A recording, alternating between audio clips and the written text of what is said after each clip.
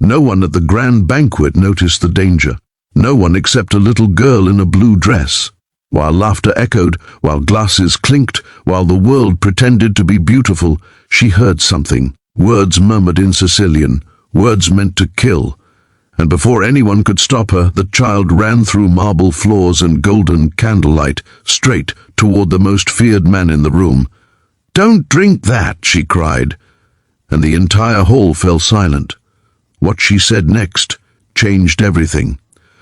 The ballroom of the San Fiorenzo Hotel looked like something out of a fairy tale.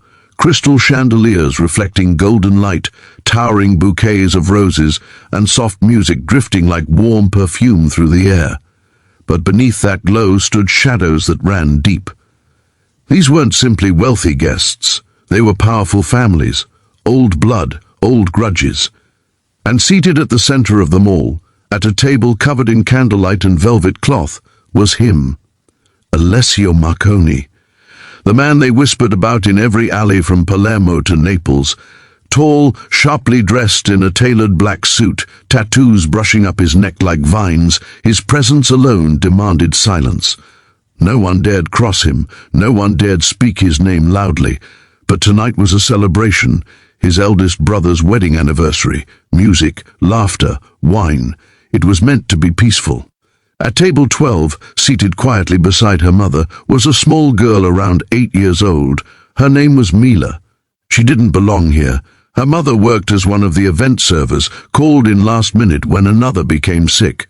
Mila had begged to come, not because she liked fancy events, but because she couldn't bear to be left alone at home again. Her mother had allowed it, on one condition: stay silent, stay small, stay invisible.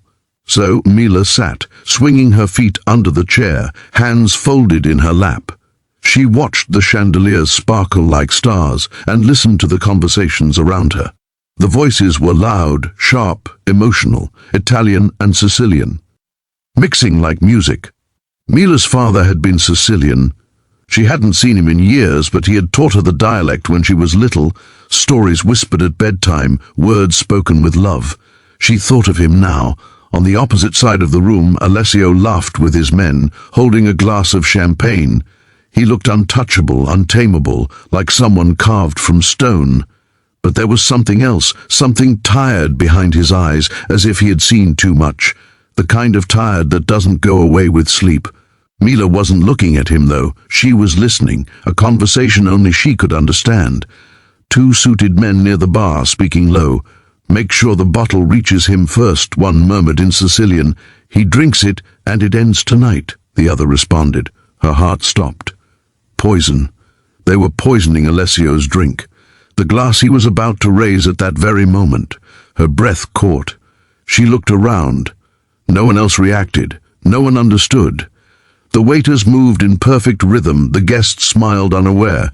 Her mother leaned down. "Mila, what's wrong?" But Mila was already sliding off her chair. "Mila!" She didn't hear her mother's voice. She only heard her father's voice in her memory. "If you know something wrong is about to happen, you must speak, even if your voice shakes." The world around her blurred as she pushed through the tables. People stared. Some whispered. A few reached to stop her, but she moved like fear itself guided her feet. Alessio lifted the glass to his lips. "Don't drink that!" Mila shouted, her voice slicing through the music, slamming the entire ballroom into silence. The orchestra froze. The conversations died. All eyes turned. Alessio lowered the glass slowly, confusion flickering through his eyes as the tiny girl stood before him, trembling, her chest rising and falling like she had run through a storm. He crouched slightly, voice deep, measured, curious. "And why not, Piccola?" he asked. "Little one." Her voice shook, but she spoke clearly. "I heard them, the men near the bar. They were speaking in Sicilian. They said the drink was poisoned. They said it was for you." A hush fell so deep, even the candles seemed to hold their flames still. Alessio's face did not change.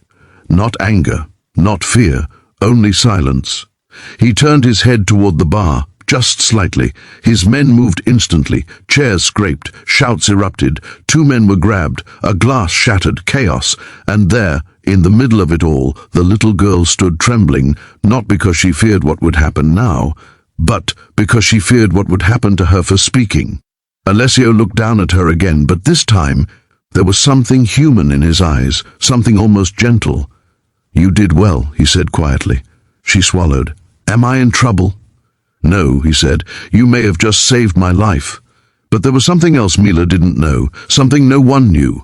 One of the men caught was family, and betraying blood was unforgivable. "You were very brave," he said. "Braver than most men I know." She swallowed.